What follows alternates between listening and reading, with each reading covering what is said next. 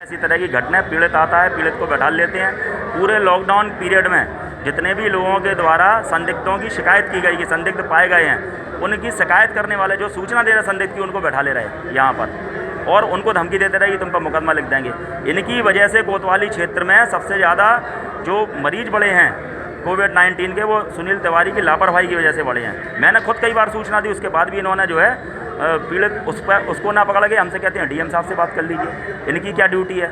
दूसरी बात, गौकशी के केस में एक मैंने मुकर्रियाने की प्रॉपर सूचना दी थी, सूचना देने के बाद भी ये छापा मारने नहीं गए, जबकि हम लोग पहुंच गए। हम लोग लगातार फ़ोन लगाते रहे, उसके बाद भी नहीं गए। उसके बाद 2 और घटनाएं हुई कसाई मंडी की।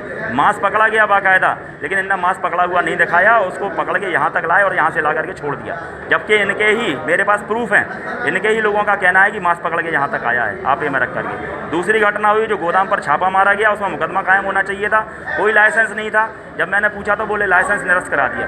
जब 3 साल पहले ही हम लोग नगर निगम से कार्रवाई करवा चुके हैं, किसी प्रकार का ठेका नहीं हो रहा है हड्डी का, खाल का, तो किस बात का लाइसेंस निरस्त कराया है इन्होंने? क्या कारण है? कसाई मंडी कई बार सूचना दी गई लेकिन कोई कार्रवाई नहीं हुई। कार्रवाई इसलिए नहीं हुई, इन्होंने खुद स्वीकार किया कि हमारा जो चौकी इंचार्ज 3000 रुपये रोज लेता है, वहाँ से हमें ला करके देता है। मेरी बात हुई है, पहली घटना के बाद में ये स्वयं माफ़ी मांगने आए थे, लेकिन फिर 2 ऐसी घटनाएं हुई और ये किसी भी हालत में इस कोतवाली के अंदर रहने लायक नहीं है। इनको अगर नहीं हटाया जाएगा तो हम लोग उग्र प्रदर्शन करके इनको हटाने का और इनको सस्पेंड करने के बाद में इनके खिलाफ मुकदमा लिखाया जाना चाहिए। ये गौकशों के साथ शामिल हैं और जहाँ भी रहे हैं इनकी यही कार्यशैली रही है। जिस भी रामपुरा थाने में रहे हैं, वहाँ पर इनका कहना है मैंने बीजेपी के जिलाध्यक्ष को पटक के मारा। यहाँ पर आए तो यहाँ पर भी विधायक जी के बारे में भी अपशब्दों का प्रयोग करते हैं। तो सारे लोगों के बारे में अपशब्दों का प्रयोग करेंगे तो ये रह पाएंगे?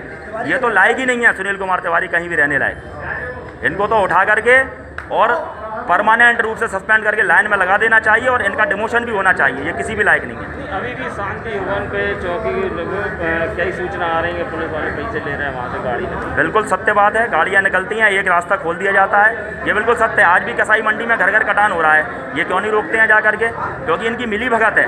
मिली भगत जब से ये आए हैं, एक भैंसों से बड़ा हुआ ट्रक पकड़ करके फरवरी के महीने में कोतवाली क्षेत्र के बड़ा गांव गेट चौकी इंचार्ज के माध्यम से हम लोगों ने यहाँ पर खड़ा कराया रात में 1 बजे।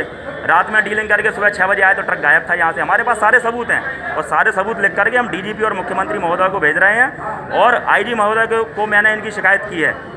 आईजी महोदय को ऑलरेडी शिकायत करी गई है, इनकी जांच चल रही है और इनको हम किसी भी हालत में नहीं रहने देंगे, नहीं रहने देंगे। नहीं मामला था वो कुछ और था और इनने निर्दोष लोगों को मारा।